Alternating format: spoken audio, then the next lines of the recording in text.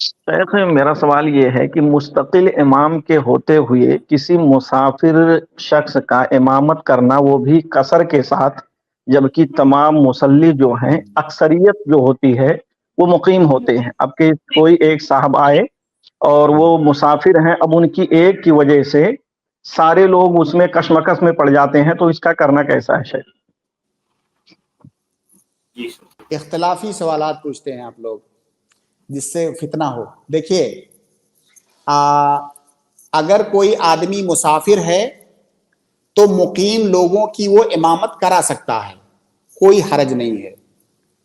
من صحت صلاتہ صحت امامتہ، قاعدہ ہے، کوئی مسافر مقیم کی امامت کرا سکتا ہے، لیکن کسی مسجد کے اندر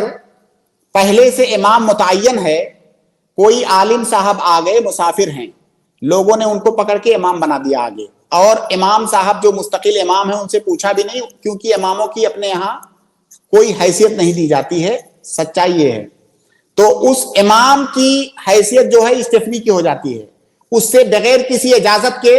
کوئی آدمی جبہ کبہ والا پہنچ گیا، اس کو جو ہے آگے کر دیں گے کہ چلیے آپ امامت کرائیے، اب جو ہے یہ جو دوسرے ہیں یہ ان کی حیثیت سیکنڈری ہو گئی، یہ جائز نہیں ہے۔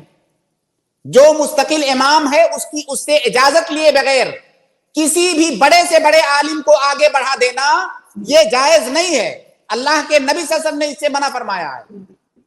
کہ اگر کوئی امام راتب ہے، اگر وہاں کا مقرر امام ہے وہ، تو کسی اور کو آگے بڑھا دینا اس کی اجازت کے بغیر یہ جائز نہیں ہے۔ وہ جو امام ہے اس مسجد کا، وہاں کا حاکم ہے، وہاں کا امیر ہے، اس کی اجازت کے بغیر کسی اور کو آگے نہیں بڑھا سکتے۔ ہاں وہ اجازت دے رہا ہے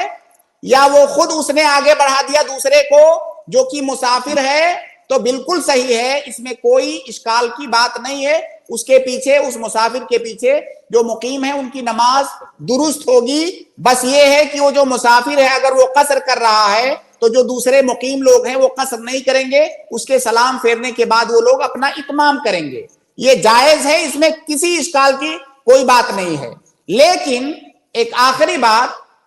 کہ اگر کسی مسجد میں آپ کو لگتا ہے کہ جو مسلین ہیں، بہت سارے لوگوں کو نماز کے احکام نہیں پتا ہوتے ہیں کہ بھائی قصر کیا ہوتا ہے، اتمام کیا ہوتا ہے، لوگوں کو نہیں پتا ہے،